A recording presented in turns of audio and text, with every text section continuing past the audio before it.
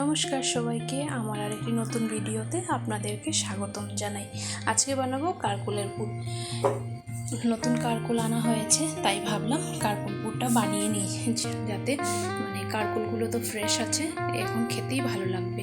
এক দুদিন চলে গেলে আর ভালো লাগবে না। তার জন্য কারকুলগুলো আমি সিদ্ধ করে নিয়েছি, নিয়ে বীজগুলো বার করে নিয়েছি। তারপরে এতে দিয়েছি পেঁয়াজ, লঙ্কা, ধনেপাতা আর নুন আর শস্য বাটা আর হামদিস্তা দিয়ে বিচিগুলোকে হালকা চটকিয়ে নিয়েছি।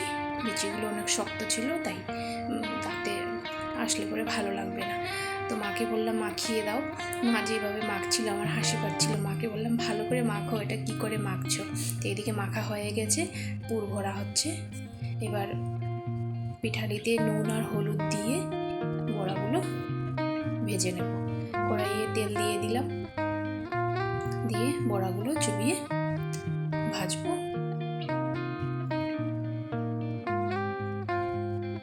আগুনের আঁচ কমিয়ে দিয়ে ভাজতে হয় এগুলো, হালকা আঁচে অনেক সময় নিয়ে ভাজতে হয়।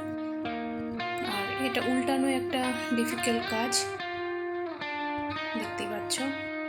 আর কে কে এইভাবে কারকুলের পুর খেতে ভালোবাসো?